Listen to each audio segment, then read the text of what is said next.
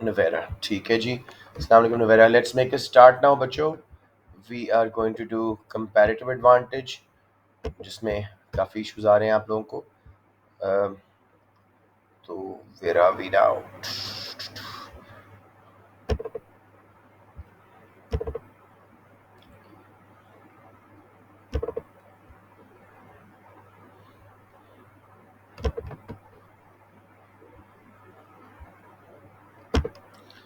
जी,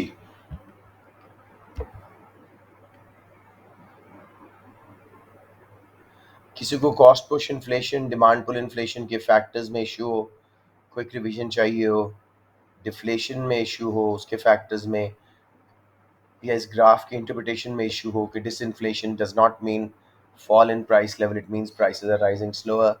जब तक जीरो से नीचे ना जाए डिफ्लेशन नहीं है। सीपीआई की कैलकुलेशन में इशू हो या उसके कंपोनेंट्स में, कोई ऐसा टॉपिक इस चैप्टर से, मनी, इस characteristics. Alright, I'll take it as you all know it, and let's go to proper unit of international trade, जिसके मैंने पहले दो मॉडल आपको अच्छी तरह समझाने हैं ताकि वो एमसीक्यूज ज़्यादा ट्रिकी से होते हैं उनको हम देख सकें। राइट जी, सो इंटरनेशनल ट्रेड जी, इसको हम अब देख रहे हैं यूनिट 3। सबसे पहले तो जी इंटरनेशनल ट्रेड दो थ्योरीज पे बेस्ड है। Absolute advantage which is very very easy, comparative advantage which is bit tricky. तो let's start with assumptions of both these theories. सबसे पहले तो हम अज्यूम करते हैं only two countries in the world. Reality में 192 कंट्रीज हैं, हम कहते हैं सिर्फ दो हैं। Only two goods there making, एक फूड बना रहा है, क्लोथिंग बना रहा है। तो बेसिकली ये भी एक बहुत बड़ी अजम्पशन है, रियलिटी में हज़ारों गुड्स हैं। ज़ीरो ट्रांसपोर्ट कॉस्ट, ये भी एक बहुत बड़ी अजम्पशन है। आप एक विद इन द कंट्री इतनी ज़्यादा कॉस्ट बढ़ती तो outside the country export import पे ट्रांसपोर्ट कॉस्ट बहुत बढ़ेंगी। फ्री ट्रेड यानी no barriers, another assumption। Lastly जी कांस्टेंट अपॉर्चुनिटी कॉस्ट यानी straight line PPCs, workers, machinery, land, दोनों चीज़ें बनाने में इक्वली होमोजीनियसली एफिशिएंट हैं। समझ आ गया बच्चों चार पांचों assumptions? किसी बच्चे को assumption में प्रॉब्लम हो, और ये assumptions एब्सोल्यूट एंड कंपैरेटिव दोनों एडवांटेजेस के लिए हैं। राइट जी, तो let's start with absolute advantage now. What does the theory of absolute advantage say? When a country can produce more of a product than the other with same amount of resources. Imagine दो छोटे छोटे countries हैं, एक के पास दो मशीनें और चार लेबर है, दूसरे के पास भी दो मशीनें और चार लेबर है।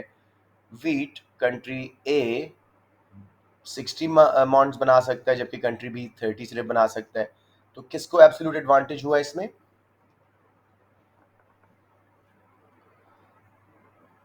एनीवन? जो मैंने एग्जांपल दी है उसमें किस कंट्री को एब्सोल्यूट एडवांटेज है? सर एग्जांपल रिपीट मैं क्लियर कर देता हूँ। दो कंट्रीज हैं जी, पाकिस्तान, इंडिया। पाकिस्तान में भी एक मशीनरी और दो वर्कर्स हैं, इंडिया में भी एक मशीनरी और दो वर्कर्स हैं। उनको इस्तेमाल करके Pakistan 60 KGs of wheat grow कर सकता है, जबकि इंडिया सिर्फ 30 केजीज ग्रो कर सकता है। तो किस पाकिस्तान का एब्सोल्यूट एडवांटेज है। दूसरे एग्जाम्पल में कॉटन, एक मशीन और दो वर्कर्स अगर उस पर लगा दिए जाएं, इंडिया 100 बेल्स ऑफ कॉटन बना सकता है, पाकिस्तान 70 बना सकता है। अब किसको absolute advantage? So simple concept कि सेम अमाउंट ऑफ रिसोर्सेज में ज़्यादा नंबर ऑफ गुड्स जो कंट्री बना सके उसको एब्सोल्यूट एडवांटेज है। राइट जी, when a country can produce more of a product than the other with same amount of resources. अब देखो बेटे, फूड एंड क्लोथिंग लेबल हुआ है, वाई एंड एक्स एक्सेस पे पीपीसी लगे हुए हैं। पीपीसी ऑफ एक्स, अगर वो सारे रिसोर्सेज लगा दे फूड बनाने में तो 60 फूड्स बनेंगी, उस वक्त क्लोथिंग नहीं बनेगी। लेकिन अगर सारे रिसोर्सेज डाइवर्ट करके क्लोथिंग पे लगा दे तो 30 क्लोथिंग बनेंगी और फूड नहीं बनेगी। पीपीसी वाई 20 एंड 40 का कॉम्बिनेशन है। मुझे कोई बच्चा बताएगा किस कंट्री को किस में एब्सोल्यूट एडवांटेज है? कौन ज्यादा बना सक रहा है सेम अमाउंट ऑफ रिसोर्सेज में? पीपीसी के थ्रू देखिए। सर कंट्री एक्स को फूड में है और कंट्री एक्स को तो आप कंट्री एक्स बना रहे हैं ओह, और नीचे सर लिखा हुआ था, clothing, I did not even realize. Yes, it can be seen country X has absolute advantage in food and Y on clothing. किसी बच्चे को प्रॉब्लम आ रही हो, सिर्फ क्रेसेंट वाले पार्टिसिपेट कर रहे हैं, सो आई एम बिट कंसर्न्ड. किसी और को प्रॉब्लम आ रही हो तो प्लीज़ डू आस्क, क्योंकि ये बेस नहीं बनी तो आगे ये मॉडल समझ नहीं आएंगे. बेसिकली मैं एक बार रिपीट कर रहा हूँ, when a country can produce more of a product than the other with the same amount of resources, it is said to have an absolute advantage. तो हमने दो कंट्रीज के पीपीसी देखे फूड एंड क्लोथिंग के. Country X same amount of resources में 60 food बना सकता है, कंट्री वाई सिर्फ 20, तो x has absolute advantage in food. जबकि क्लोथिंग में कंट्री वाई 40 बना सकता है और कंट्री एक्स सिर्फ 30, तो country Y has absolute advantage in clothing. अब हम देखते हैं स्पेशलाइजेशन से इनको क्या फ़ायदा होगा. क्योंकि एब्सोल्यूट एडवांटेज एक्स को है फूड में, तो it should specialise in food production and Y on clothing. This will result in gains for the world as well as the two countries when they trade. इसको समझते हैं कैसे. Before specialisation इन्हें अपने आधे आधे रिसोर्सेज दोनों गुड्स बनाने में इस्तेमाल करने पड़ते. राइट जी, बिफोर स्पेशलाइजेशन इन्हें अपने आधे आधे रिसोर्सेज इस्तेमाल करने पड़ते हैं दोनों गुड्स के लिए, वर्कर्स, मशीनरी वगैरह. तो कंट्री एक्स 30 फूड बना सकता और 15 clothing. Country Y on the other hand 10 foods बना सकता और साथ में 20 क्लोथिंग. समझ आ रही है बेटे मैं क्या बात कर रहा हूँ. आधे वर्कर्स आधी मशीनरी दोनों काम हो रहे हैं ना, सेल्फ सफिशिएंट हो रहे थे बिफोर स्पेशलाइजेशन. तो अगर ऊपर से पीपीसी देखें तो कंट्री एक्स आधे रिसोर्सेज अगर लगा रहा है फूड एंड क्लोथिंग पे, आधे आधे रिसोर्सेज, तो 30 फूड्स बनेंगी, 15 क्लोथिंग. जबकि country Y 10 food and 20 clothing बना सकेगा बिफोर स्पेशलाइजेशन. वर्ल्ड आउटपुट कितनी थी उस वक्त, 40 फूड की और 35 क्लोथिंग की.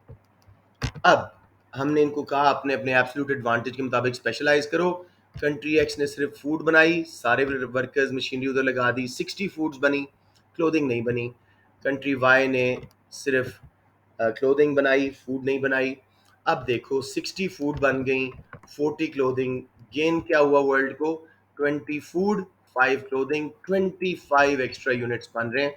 अब अगर ये दोनों कंट्रीज किसी म्यूचुअली बेनिफिशियल एक्सचेंज रेट पे ट्रेड करते हैं, दे will be able to consume more than before. तो दोनों कंट्रीज को भी फायदा हो रहा है और वर्ल्ड को भी गेन हो रहा है through specialisation on absolute advantage. बच्चों समझ आ रही है कि नहीं. Yes sir. Anyone who struggling. ये जो कॉन्सेप्ट है ये थोड़ा सा मुश्किल है, म्यूचुअली बेनिफिशियल एक्सचेंज रेट. ये मैं आगे कराऊंगा ताकि आपको अच्छी तरह समझ आ जाए कंपैरेटिव एडवांटेज में. अभी तक एब्सोल्यूट एडवांटेज में कोई मसला हो तो प्लीज बता दें, आगे समझ नहीं आने वाला अगर यहाँ पे स्टक हैं तो. सर आगे समझ. Okay, salient features. Absolute advantage क्या है, जब एक कंट्री कोई good same number of resources machinery workers वगैरह लगा के दूसरे कंट्री से ज़्यादा बना सक रहा है. हमने क्या अजम्पशंस ली हैं, सिर्फ दो कंट्रीज हैं, दो गुड्स हैं, जीरो ट्रांसपोर्ट कॉस्ट हैं, फ्री ट्रेड है, कांस्टेंट अपॉर्चुनिटी कॉस्ट यानी straight line PPC, homogeneous resources. अब हमने इस पीपीसी के मुताबिक देखा कि कंट्री एक्स ज़्यादा एफिशिएंट है, एब्सोल्यूट एडवांटेज है उसको गुड एक्स में, और कंट्री वाई को क्लोथिंग में, फूड में और उसको क्लोथिंग में. तो कंट्री एक्स स्पेशलाइज करेगा फूड पे, क्लोथिंग पे करेगा कंट्री वाई. हमने देखा कि बिफोर स्पेशलाइजेशन जब वो आधे आधे रिसोर्सेज दोनों गुड्स पे लगा रहे थे, तो country X was able to produce only 30 units of food and 15 units of clothing. अब अगर स्पेशलाइज करेगा तो 60 units of food and 0 units of clothing बना सकेगा. कंट्री वाई पहले 10 और 20 का कॉम्बिनेशन बना सक रहा था, अब वो 40 फूड बनाएगा, क्लोथिंग बनाएगा. तो वर्ल्ड आउटपुट पहले 40 फूड 35 क्लोथिंग सिर्फ 75 थी. अब वर्ल्ड आउटपुट 60 प्लस 40 100 हो गई. 20 फूड से और एंड 5 क्लोथिंग से world is better off through specialisation. अब ये दोनों कंट्री किसी म्यूचुअली बेनिफिशियल एक्सचेंज रेट पे ट्रेड कर लें तो इनकी भी पहले से ज़्यादा कंजम्पशन कर सकते हैं outside their PPC they can consume. कोई कंफ्यूजन बचो यहाँ तक. Okay, let's move on. Comparative advantage, इसको जरा तसल्ली से समझते हैं. What is it. International trade जो दुनिया में हो रही है एब्सोल्यूट एडवांटेज की बेस पे 10% भी नहीं है। कौन कौन से कंट्री जो क्लेम कर सकते हैं कि हम सारी दुनिया से बेहतर या एफिशिएंट है? Majority of trade is on comparative advantage. What is comparative advantage? When a country can produce a good at a lower domestic opportunity cost than the other. Yani country has to give up less of one good to produce the other. इसमें हम cost of production को opportunity cost के हवाले से देख रहे हैं। दोनों कंट्रीज दो दो गुड्स बना सकते हैं, जिसमें जिस कंट्री की अपॉर्चुनिटी कॉस्ट लोअर है वो उसमें स्पेशलाइज करे, तो वर्ल्ड भी गेन करेगा और आपस में ट्रेड करके वो दोनों कंट्रीज भी गेन करेंगे। ये कॉन्सेप्ट है कंपैरेटिव एडवांटेज का। समझ आ गई बच्चे कि थोड़ा कंफ्यूजन है यहाँ पे? मतलब कि कम चीज छोड़नी पड़ेगी दूसरी जिस कंट्री को, अभी मैं आपको आगे एग्जांपल देता हूँ, ज्यादा समझ आता है। अब इस एग्जाम्पल के मुताबिक कंट्री एक्स में be more efficient in producing both coffee and T. PPC देखें, कंट्री एक्स 40 टी बना सकता है या फिर 40 कॉफी, कंट्री वाई 30 टी या फिर 10 कॉफी बना सकता है। दोनों में एब्सोल्यूट एडवांटेज किसको है? कंट्री, बोलें, कंट्री एक्स को। उसके बावजूद nevertheless there are benefits for both countries and the world from specialisation in trade. अब कॉन्सेप्ट क्या है? कंट्री एक्स किस गुड पे स्पेशलाइज करे जिसमें वो बहुत ज्यादा एफिशिएंट है, और कंट्री वाई किस पे स्पेशलाइज करे जिसमें वो रिलेटिवली कम इनएफिशिएंट है। Are you following my point here? Sir ये रिपीट कर दें। कंट्री एक्स किस पे स्पेशलाइज करे जिसमें वो कंपैरेटिवली ज्यादा एफिशिएंट है, और कंट्री वाई किस पे स्पेशलाइज करे जिसमें वो कंपैरेटिवली कम इनएफिशिएंट है। बात समझ आ रही है? अब before even we talk about कहाँ पे अपॉर्चुनिटी कॉस्ट है, क्या है, मुझे हारून सिर्फ इस ग्राफ को देख के बता सकते हैं, रिलेटिव प्रोडक्शन को देख के, कि किस में प्रोडक्ट में, टी या कॉफी में, कंट्री एक्स ज्यादा लीड दे रहा है वाई को, ज्यादा एफिशिएंट है।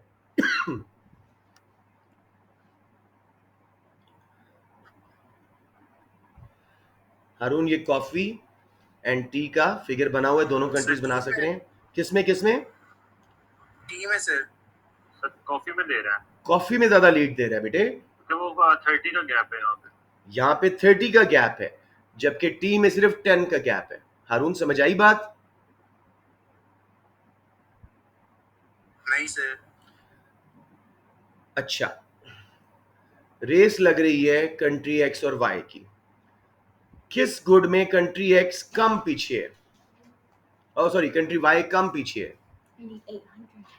ये बेटे 30 एंड 10 वाला पीपीसी वाई का है, और 40 एंड 40 वाला कॉफी वाला एंड टी वाला वो कंट्री एक्स का है।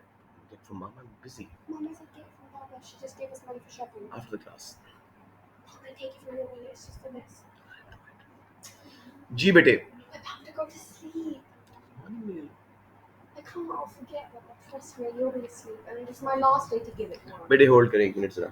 आप देखें अरुण, बहुत सिंपल सा क्वेश्चन पूछ रहा हूँ आपसे। Give me back 200 right now.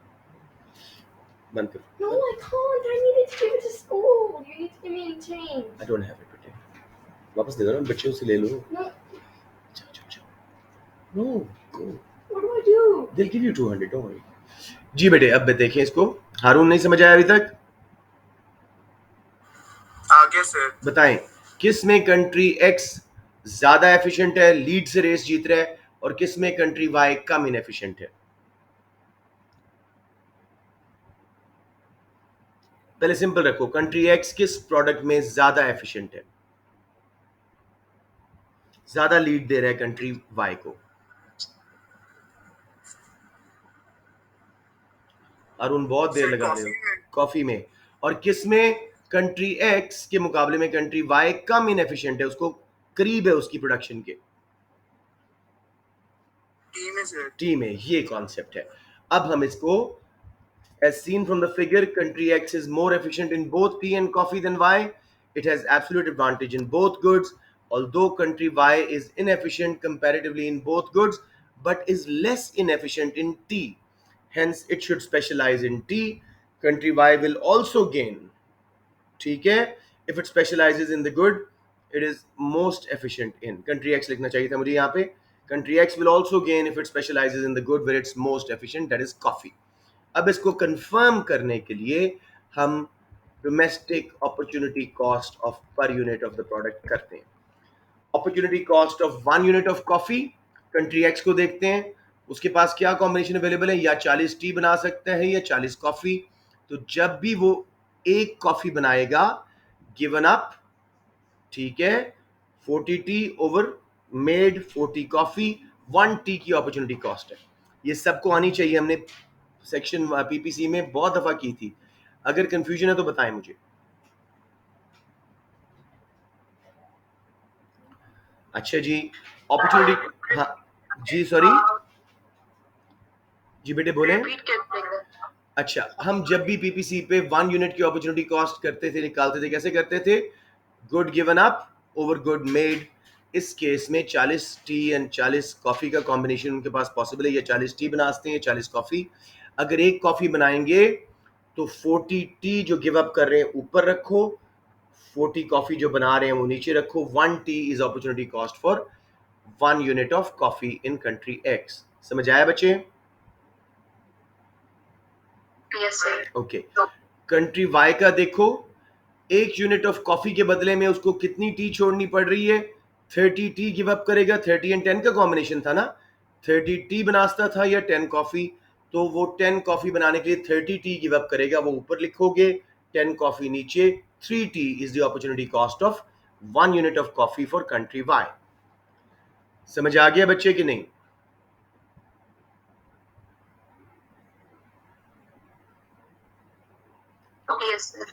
Okay, I still feel कुछ बच्चों को नहीं आ रहा. अच्छा चलें, मुझे यहाँ पे सिर्फ ये बताएं, लेट्स से किसकी अपॉर्चुनिटी कॉस्ट कम है for 1 unit of coffee, x की या वाई की?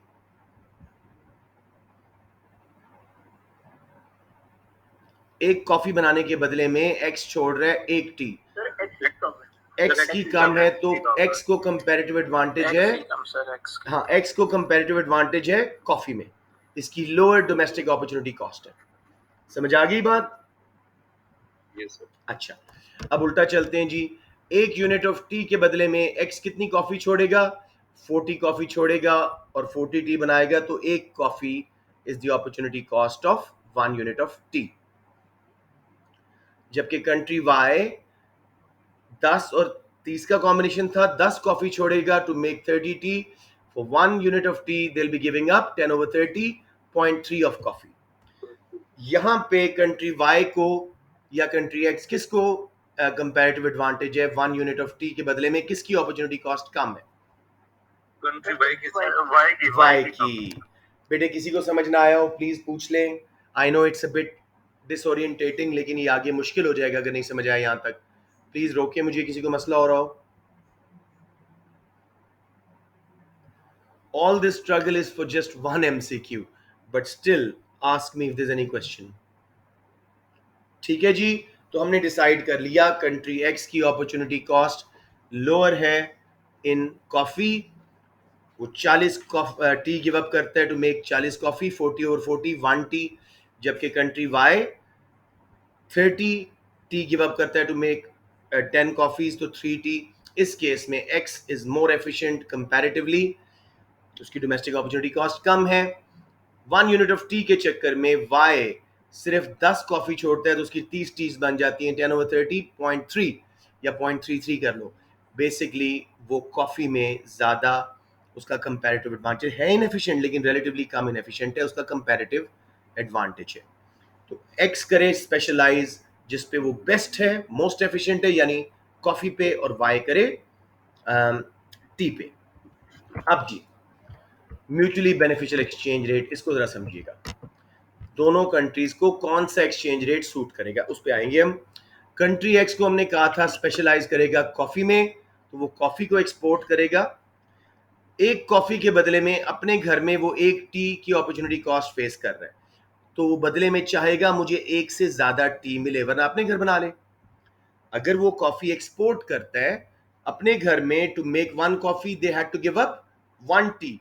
सो नाउ दे वुड वांट कि एक कॉफी मैं दूं तो बदले में मुझे एक से ज्यादा टी मिले, तब वो ट्रेड करेगा। समझ आ गई बेटे?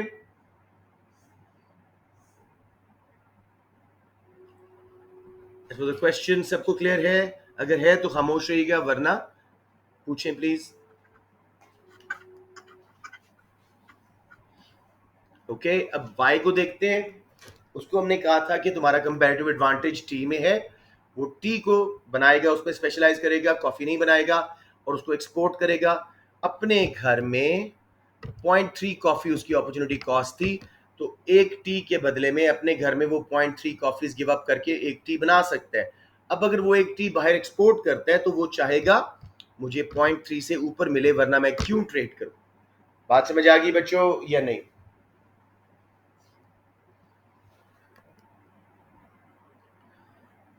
I don't know why I feel like revising it. बच्चों समझ आया है तो बता दें, नहीं समझ आया तो बता दें please. Okay fine.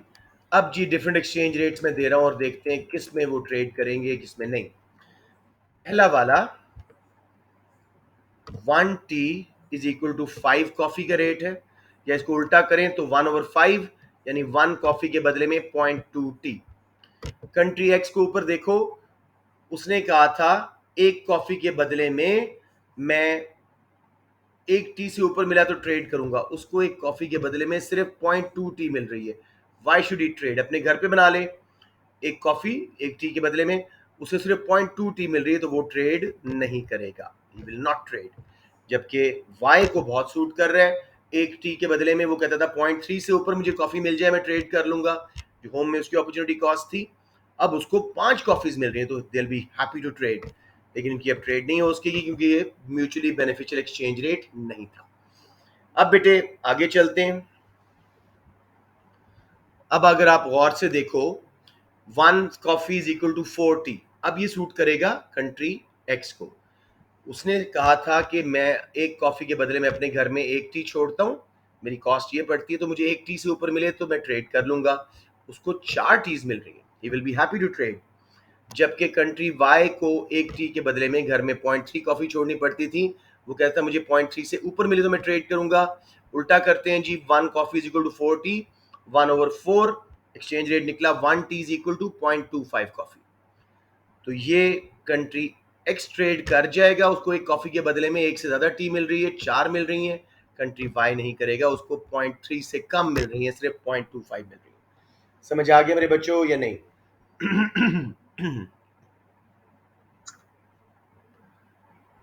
All clear? Okay, मतलब इसमें मतलब तभी होगा जब हमारी जो करंटली छोड़ उससे ज्यादा हो, उससे ज्यादा मिले और दोनों को ज्यादा मिले, ठीक है। अब देखो ये दोनों को सूट करेगा। 1 coffee is equal to 2 tea, या उल्टा करें तो 1/2, 1 tea is equal to half of coffee. अब दोनों को एक कॉफी के बदले में एक्स को एक टी से ज्यादा मिल रहा है, 2 मिल रहा है, यस दे विल ट्रेड। जबकि एक टी के बदले में वाई को 0.3 कॉफी से ज्यादा 0.5 कॉफी मिल रही है, yes they will trade. This is the mutually beneficial exchange rate. कोई कंफ्यूजन मेरे बच्चों? सर कहीं एग्जाम में कंफ्यूजन हो कि म्यूचुअली बेनिफिशियल एक्सचेंज रेट मैं कैसे मालूम करूं? आपके पास ये टेबल आप बनाएंगे एग्जाम में, देखो अब जरा अपॉर्चुनिटी कॉस्ट देखो, 1 टी 3 टी, 1 कॉफी 0.3 कॉफी। तो बेसिकली अगर इनके बीच में रेशियोज आ रही हैं, हमारी एक्सचेंज रेट आ रहा है, तो हमें सूटेबल होगा दोनों कंट्रीज को। मसलन एक टी लोअर था in case of country X, 3 tea higher था in case of country Y. इसके बीच में अगर एक कॉफी के बदले में रेट मिल रहा है, जैसे हमें यहाँ पे मिला 1 is equal to 2, 1 coffee is equal to 2 tea, ये सूटेबल हो जाएगा, म्यूचुअली बेनिफिशियल हो जाएगा। दूसरी साइड पे देखो 1 कॉफी हायर था और 0.3 कॉफी लोअर था, इसके बीच में हुआ तो सूट कर जाएगा। कैसे सूट करेगा देखो, 1 tea is equal to 0.5 coffee, 0.3 से ऊपर है, 1 से नीचे नीचे है, इनके बीच में डोमेस्टिक अपॉर्चुनिटी कॉस्ट रेशियोज के बीच में हो तो दोनों कंट्रीज को सूट कर जाता है ट्रेड करना। Everybody clear? ओके, नाउ थोड़ा सा देखते हैं। इज ओनली पॉसिबल, मैंने खैर वो समझा दिया आपको। ट्रेडिंग पॉसिबिलिटी कर्व, ये थोड़ा सा आखिरी चीज रह गई है हमारे कंपैरेटिव एडवांटेज की, ट्रेडिंग पॉसिबिलिटी कर्व। एक है आपका पीपीसी, प्रोडक्शन पॉसिबिलिटी कर्व, जो कंट्री अपने तमाम रिसोर्सेज लगा के दो गुड्स के ऑल पॉसिबल कॉम्बिनेशंस बना सकता है। ये क्या है, ट्रेड के रिजल्ट में जो उनको कॉम्बिनेशंस मिल रहे हैं। It's a curve that shows all possible combinations of quantities of imports a country can trade with given volume of exports at a mutually beneficial exchange rate. Definition आपको अब जरूरत नहीं है, P1 है, सिर्फ ये समझ लो मैं कंट्री एक्स का करवा रहा हूँ टीपीसी। कंट्री एक्स के पास क्या ऑप्शन थी, या 40 टी बनाए या 40 कॉफ़ी। उसने स्पेशलाइज किया कॉफ़ी पे, 40 कॉफ़ीज बना ली। क्या रेट था एक्सचेंज का, 1 coffee is equal to 2 tea. अगर वो सारी कॉफ़ी एक्सपोर्ट करे तो उसको 80 टी मिल सकती है। तो 80 एंड 40 का कॉम्बिनेशन नोट करो, उसका पीपीसी पिवटल आउटवर्ड शिफ्ट कर गया है 40-40 से 80-40 पे। अब उसकी ट्रेड करके देखते हैं। लेट्स से वो 10 यूनिट एक्सपोर्ट करता है कॉफ़ी के, 40 की जगह उसके पास 30 कॉफ़ी बच गई, और ए पॉइंट पे हम टीपीसी पे गए 10 के बदले में 2 के रेट से, 1 कॉफी इक्वल टू 2 टी के रेट से 20 कॉफीज भी, टीज भी उसके पास आ गई। अब नोट करो, अपने घर में अगर वो स्पेशलाइज ना करता, सेल्फ सफिशिएंट होता, आधे आधे रिसोर्सेज इस्तेमाल करता, 40 टी के आधा 20 बनता और आधी कॉफी। अब उसके पास 20 टी भी है और 30 कॉफी भी। They're better off by 10 units of coffee due to specialisation and trade. इसलिए कंपैरेटिव एडवांटेज की बेस पे कंट्रीज स्पेशलाइज करते हैं। समझ आ गई बच्चे या नहीं?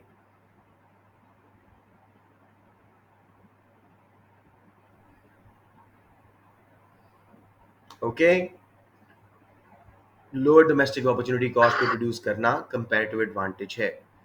एक कंट्री दोनों चीज़ों में एफिशिएंट होगा, उसको एब्सोल्यूट एडवांटेज होगा जैसे कंट्री एक्स को था, लेकिन दूसरी में रिलेटिवली इनएफिशिएंट, कम इनएफिशिएंट होगा, और पहला कंट्री एक्स एक गुड में ज़्यादा एफिशिएंट होगा। वो कैसे हम मालूम करेंगे? Bye calculating there domestic opportunity cost of 1 unit of each product.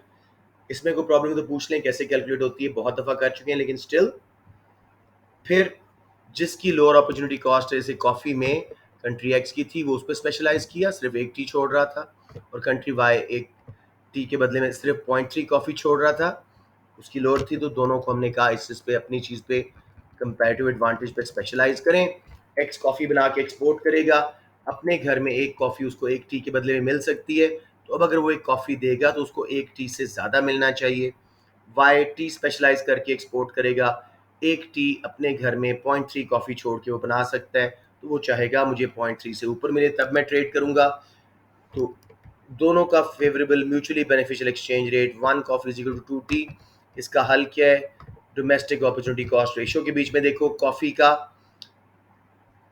1 और 3 के बीच में आना चाहिए, एक कॉफ़ी इक्वल टू 2 टी इसके बिल्कुल बीच में है, और टी का 1 और 0.3 के बीच में, तो एक tea is equal to 0.5 coffee उसके बिल्कुल बीच में है, इसलिए दोनों को सूट कर गया।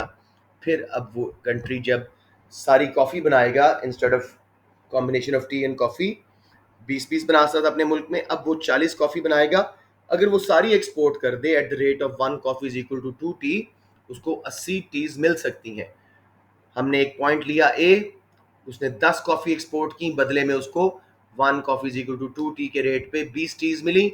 ना सिर्फ उसके पास 20 टी हैं, बल्कि 30 कॉफ़ी भी हैं। Is better off by 10 coffees through specialisation on comparative advantage and trading on mutually beneficial exchange rate. कोई कंफ्यूजन मेरे बच्चों? ओके, प्रोटेक्शनिज्म तो मेरे ख्याल सबको आता है, बस ये एड वैलोरम स्पेसिफिक देख लीजिएगा। स्पेसिफिक टैरिफ या इनडायरेक्ट टैक्स से बराबर शिफ्ट होता है, इट्स अकॉर्डिंग टू यूनिट्स, यानी एग्जाम्पल पर बैरल ऑफ ऑयल पे $1 का टैक्स है। एड वैलोरम है specific percentage of price of the product, इसलिए जितनी प्राइस बढ़ती जाती है गैप टैक्स की वजह से बढ़ता जाता है। ये एड वैलोरम की शेप नॉन पैरेलल शिफ्ट वाली होती है।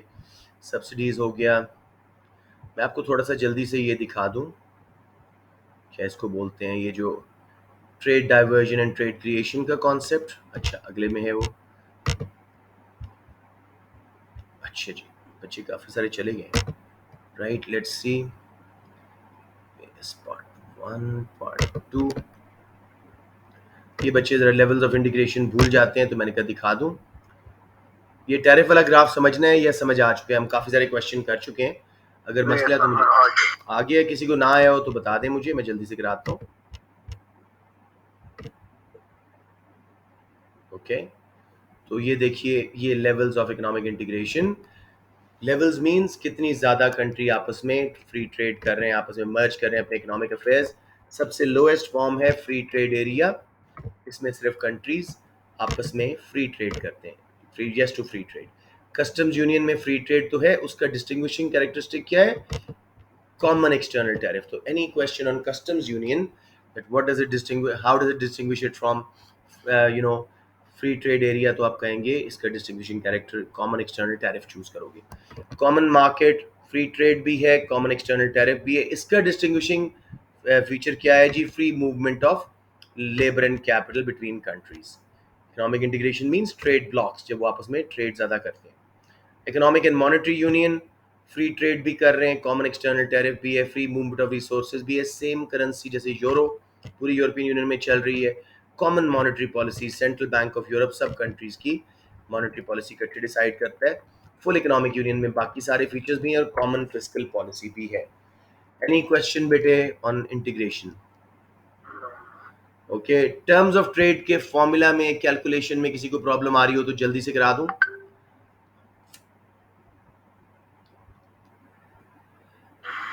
जी बोलें। सर करवा दें। Who's that? महीने आप?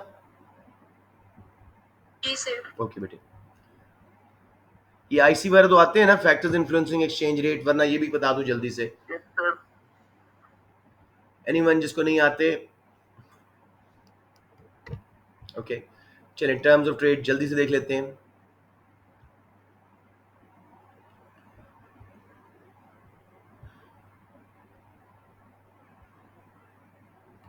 Terms of trade is the relative price of exports and imports in index form for a country।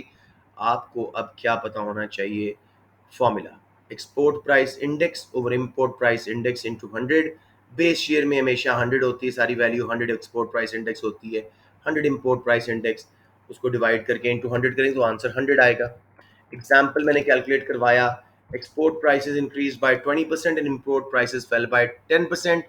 तो बेस ईयर से एक्सपोर्ट प्राइस इंडेक्स 100 से जंप करके 120 पे आ गई और इंपोर्ट प्राइस इंडेक्स 10% प्राइस गिरी थी, 100 से 90 पे चली गई।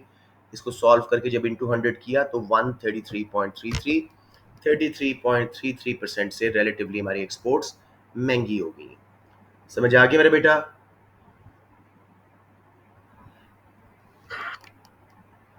इसके फैक्टर्स जल्दी से देख लो। इन्फ्लेशन हो, हमारी एक्सपोर्ट्स महंगी, इंपोर्ट सस्ती, terms of trade improve. Deflation हो, एक्सपोर्ट सस्ती, इंपोर्ट्स महंगी, टर्म्स ऑफ ट्रेड वर्सन। सिर्फ प्राइसेस की हद तक देखना है। एक्सचेंज रेट हमारा अप्रिशिएट हो, एक्सपोर्ट्स महंगी, इंपोर्ट सस्ती, terms of trade improve. Exchange rate depreciate या डीवैल्यू करे गवर्नमेंट, एक्सपोर्ट्स सस्ती, इंपोर्ट्स महंगी, वर्सन। प्रोटेक्शनिज्म अगर गवर्नमेंट लगा देती है, इंपोर्ट्स पे टैरिफ कोटा लगा के उनको महंगा कर देती है, एक्सपोर्टर्स को सब्सिडी देके कम सस्ता कर देती है, टर्म्स ऑफ ट्रेड वर्सन हो जाएंगी। फ्री ट्रेड में टैरिफ वगैरह हट जाएंगे, इंपोर्ट सस्ती हो जाएंगी, सब्सिडीज हट के एक्सपोर्ट्स महंगी हो जाएंगी, टर्म्स ऑफ ट्रेड बेहतर हो जाएंगी। समझ आ गया बच्चों? कोई कंफ्यूजन?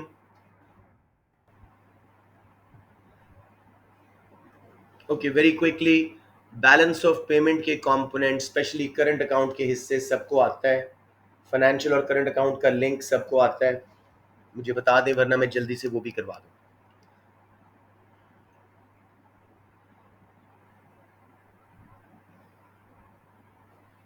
अच्छा, सबको आता है लगता है, तो मैं जी sorry, financial account financial account कर लें। जी 3 अकाउंट है, मैं जल्दी से सलीके करवा रहा हूँ। करंट अकाउंट 4 हिस्सों में है, trade in goods, trade in services, primary income transfers and secondary income transfers. Trade in goods क्या है? टेंजिबल गुड्स की एक्सपोर्ट्स और इंपोर्ट्स। जब भी एक्सपोर्ट होगी, पैसा मुल्क में आएगा, हम क्रेडिट करेंगे, इनकम्स को क्रेडिट करेंगे। ये थोड़ा सा आप अपना अकाउंट से ज़रा भूलें, जो पैसा आ रहा है क्रेडिट करेंगे, जो मुल्क से बाहर जा रहा है इंपोर्ट्स के लिए उसको डेबिट कर देंगे। इसी तरह एक्सपोर्ट ट्रेड एंड सर्विसेज से इंटेंजिबल से पैसा जो मुल्क में आ रहा है उसको क्रेडिट करोगे, जो जा रहा है डेबिट करोगे। फिर प्राइमरी इनकम ट्रांसफर्स, इनके बैलेंस को बैलेंस ऑफ ट्रेड भी बोलते हैं, balance of trade in goods, balance of trade in services. अगर खाली बैलेंस ऑफ ट्रेड लिखा हो तो दोनों इकट्ठे हैं। प्राइमरी इनकम्स अर्नड इनकम्स हैं, rewards of factory production in and out the country, rent, wages, interest, profit. मुल्क में आए तो क्रेडिट करो, जाए तो डेबिट करो। इनके बैलेंस को इनकम्स बैलेंस बोलते हैं। बैलेंस मींस डेबिट क्रेडिट इकट्ठा करके क्या रिजल्ट आया, सरप्लस या deficit. Secondary incomes unearned incomes हैं, gifts of cash, charity, government spending on overseas embassies वगैरह, ये भी डेबिट क्रेडिट होंगी। आउटफ्लो है तो डेबिट है, इनफ्लो है तो क्रेडिट है। कैपिटल अकाउंट भी जल्दी से कर लेते हैं। Records the transfer of ownership of non-financial, non-produced assets between citizens of one country and the rest of the world. For example, immigrants, migrants का पैसा जो जा रहा है आ रहा है, डेबिट क्रेडिट करोगे। कॉपीराइट्स, पेटेंट्स, लोगोस बिके हैं, खरीदे गए, वो करोगे। जब भी ओनरशिप चेंज हो रही है, गवर्नमेंट ने कोई डेट माफ़ किया है तो डेबिट कर दोगे, हमारी गवर्नमेंट का किसी ने डेट माफ़ किया है तो क्रेडिट कर दोगे। फाइनेंशियल अकाउंट दूसरा बड़ा अकाउंट है, सबसे बड़ा करंट है। इसके अंदर 4 हिस्से हैं। पहला है जी FDIs, फॉरेन डायरेक्ट इन्वेस्टमेंट्स, यानी डायरेक्ट इनवर्ड आउटवर्ड इन्वेस्टमेंट्स। कोई भी मल्टीनेशनल, जैसे पाकिस्तान में होंडा आई थी तो पैसा आया, हमने क्रेडिट कर दिया। अब इसका लिंक है करंट अकाउंट से। होंडा जब आया था, उसने ज़मीन खरीदी, इन्वेस्टमेंट की, तो हमने फाइनेंशियल अकाउंट के डायरेक्ट इनवर्ड इन्वेस्टमेंट या FDIs उसको बोलते हैं, उसमें क्रेडिट कर दिया। लेकिन जब होंडा प्रॉफिट भेजेगा वापस तो प्राइमरी इनकम्स में करंट अकाउंट में डेबिट करोगे। ये लिंक समझ आ रहा है बच्चों? जिसको ना आए प्लीज रोके मुझे। ओके, मैं किसी बच्चे से पूछता हूँ, Pakistani company PTC, Pakistan tobacco company की मलेशिया में एक ब्रांच है। जब PTC ने मलेशिया में ब्रांच बनाई थी बच्चों, तो पैसा मुल्क से बाहर गया था, आप कहाँ रिकॉर्ड करोगे? सर FDI में डायरेक्ट फाइनेंशियल अकाउंट में डायरेक्ट आउटवर्ड इन्वेस्टमेंट में डेबिट कर दोगे। जब PTC हर साल पाकिस्तान प्रॉफिट भेजती है वापस, तो कहाँ रिकॉर्ड करोगे? सर करंट अकाउंट में प्राइमरी इनकम में क्रेडिट कर। शाबाश, करंट अकाउंट में प्राइमरी इनकम में क्रेडिट। वेल डन आदम हनीफ। पोर्टफोलियो इन्वेस्टमेंट, पोर्टफोलियो का मतलब इकोनॉमिक्स में शेयर्स हैं, shares of public limited companies. अगर हमने नेस्ले के किसी बाहर की कंपनी के शेयर्स लिए, यहाँ मुल्क से पैसा डेबिट हो जाएगा।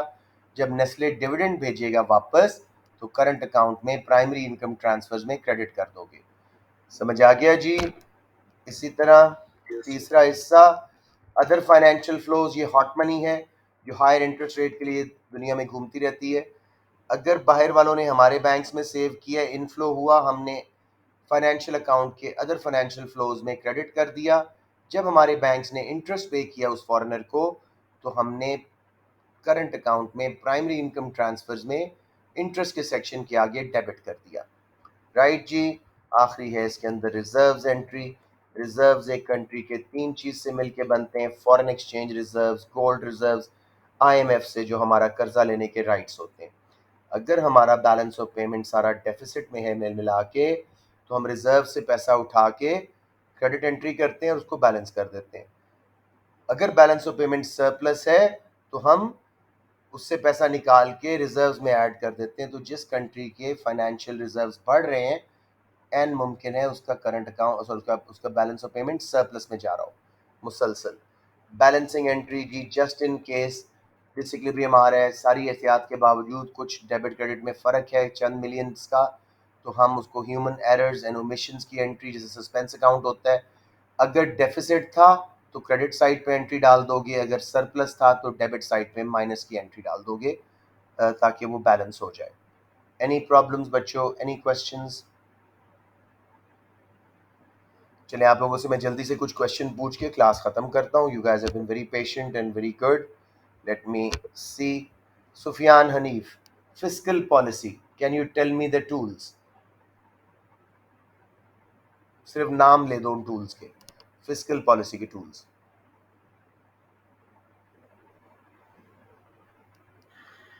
Sufiyan, are you there?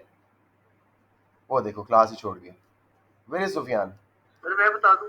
Sir मैं थोड़ी हाँ सुफियान, सुफियान वेट कर रहा हूँ, सुफियान वेट कर रहा हूँ। बताओ मेरे बेटा, फिस्कल पॉलिसी के कौन कौन से टूल्स हैं? एक तो टैक्सेस होता है टैक्सेस, शाबाश। और I guess spending government spending, याद रखना गवर्नमेंट का बजट। अगर वो कहें बजट डेफिसिट हो रहा है ज्यादा, मींस एक्सपेंशनरी, गवर्नमेंट टैक्सेस कम ले रही है, स्पेंडिंग ज्यादा कर रही। और अगर बजट सरप्लस कम ज्यादा हो रहा है या डेफिसिट कम हो रहा है, means expand, means contractionary, taxes बढ़ा रहे हैं, स्पेंडिंग कम कर रहे हैं। Very good. आदम, आप मुझे बता दो मॉनेटरी पॉलिसी के इंस्ट्रूमेंट्स। सर मॉनेटरी पॉलिसी में एक हमारा इंटरेस्ट रेट होता है, शाबाश। दूसरा सर हमारा मनी माइन, सप्लाई और यस, मनी सप्लाई। और तीसरा एक्सचेंज रेट रेट। पॉलिसीज। ठीक है मुनीब, आप मुझे सप्लाई साइड पॉलिसीज कुछ 6-7 जल्दी से नाम बता दो। सर एक तो सब्सिडी है, ट्रेनिंग वर्कर की ट्रेनिंग है, सब्सिडीज, वर्कर्स ट्रेनिंग। उसके बाद सर इंटरेस्ट रेट आ जाएगा, इंटरेस्ट रेट को लो करना है, ठीक है। उसके बाद सर यानी कि ऐसे सेक्टर जैसे सप्लाई इन लॉन्ग रन पर। हाँ, जैसे पीपीसी शिफ्ट होता है, research and development of new technology, exploration of new mineral resources, development of infrastructure, free trade, ये सब कुछ। प्राइवेटाइजेशन, वेरी गुड, ये सब सप्लाई साइड पॉलिसीज हैं। ट्रेड यूनियंस को रिफॉर्म करना, ये सब कुछ। बच्चे बहुत तेजी से छोड़ते जा रहे हैं। अच्छा जी, आखिरी रह गई जी, ये हो गई सारी। सॉरी, अब मैं आपसे कुछ नाम डिफरेंट पूछ रहा हूँ। Let's see who do I want to ask here जी। अब्दुल्ला बाबर को नहीं पूछूंगा। Fiza Hasan, expenditure switching policies कौन सी होती हैं? फिजा नहीं याद तो जल्दी से बता दो, doesn't matter.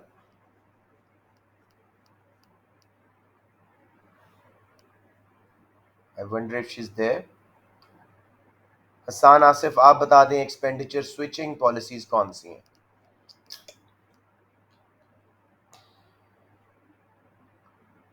Hasan, yes sir.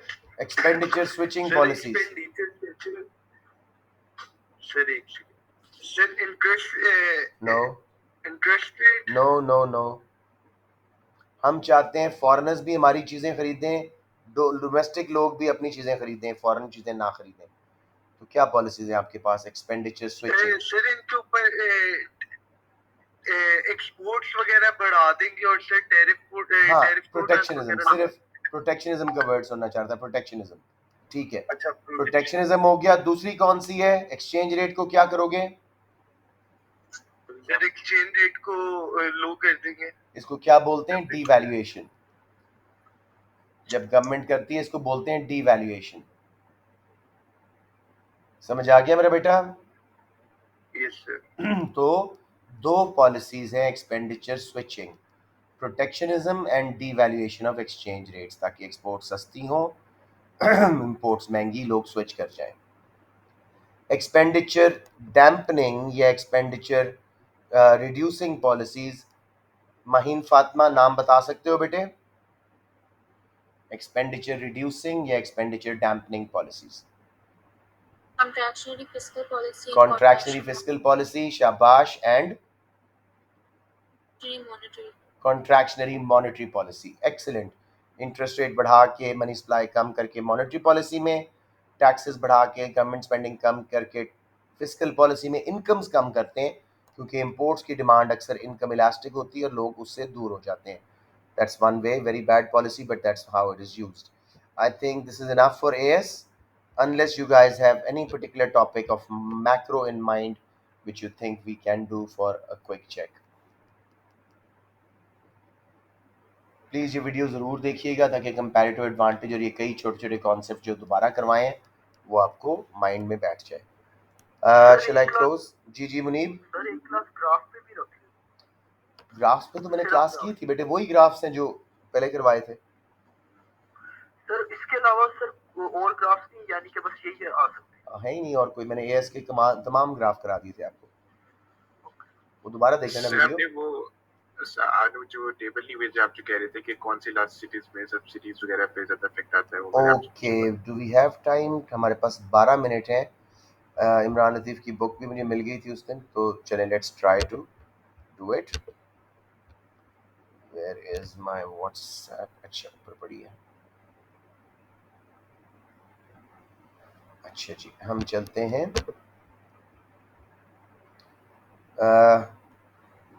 किस बच्चे ने मुझे भेजी थी? क्रिस्टन बारो ने तो डेफिनेटली मेरे ख्याल भेजी थी, वो है ना? सर मैंने भेजी थी।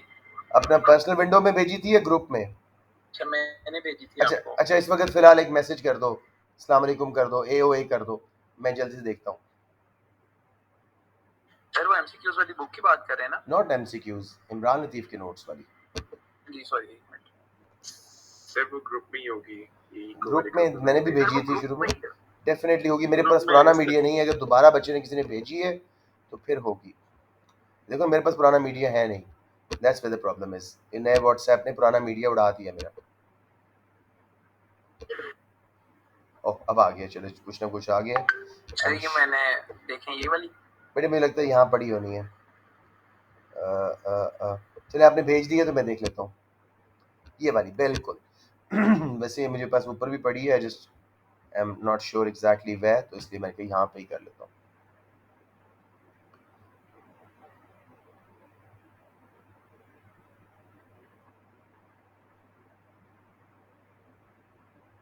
टेकिंग इट्स टाइम, एक मिनट लिखते हैं, बहुत आसानी से आपको वहाँ समझ आ जाएगा। मैं आपको गाइड कर देता हूँ एग्जैक्टली कहाँ पे, थोड़ा सा बता भी देता हूँ, बाकी आप लोग खुद उसको 2-3 बार अब्जॉर्ब करोगे ना तो तब वो माइंड में बैठ जाएगा और इंशाल्लाह आइंदा गलती नहीं होगी।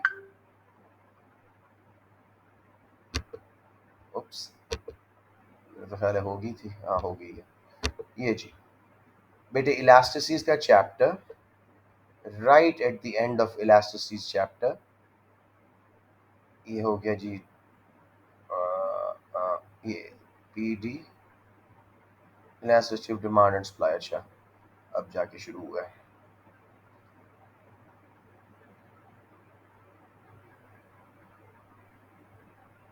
मैं आपको पेज नंबर बता दूंगा ताकि आप लोगों को आसानी से मिल जाए। यस, ये आ गया। एनीवेज जी, ये पेज नंबर बन रहा है 100, ठीक है जी। रेवेन्यू है, सॉरी थोड़ा सा आगे है।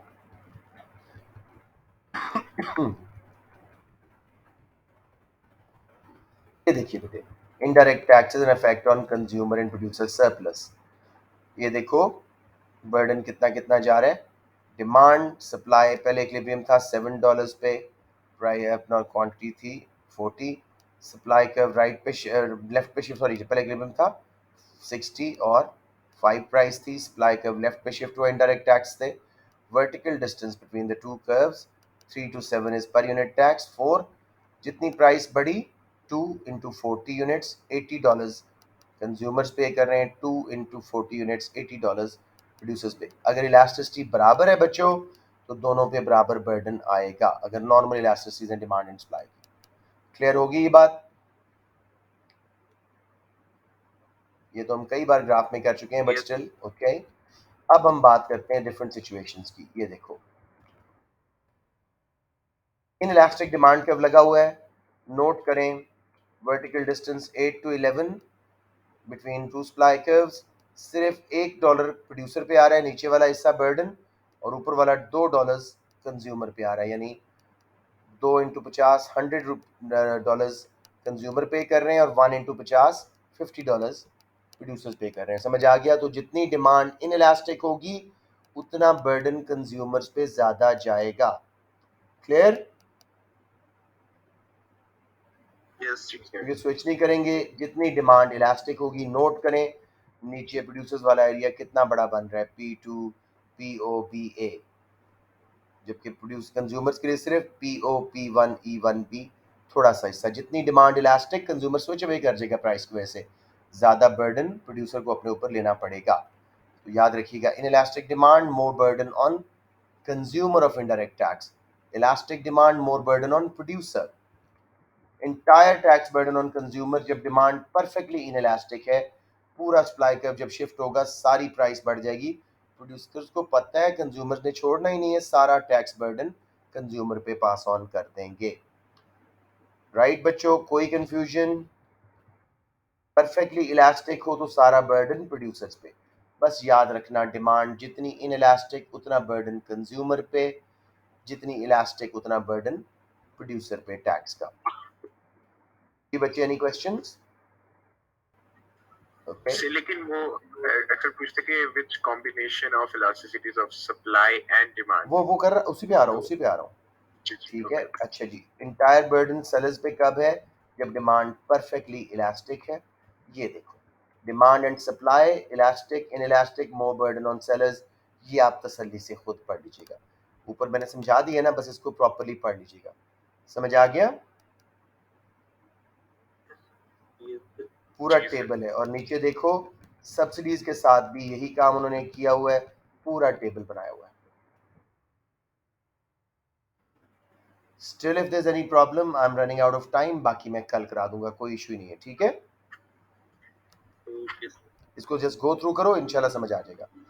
राइट जी, मैं अब आपकी क्लास खत्म कर रहा हूँ, and I am just gonna save the meeting.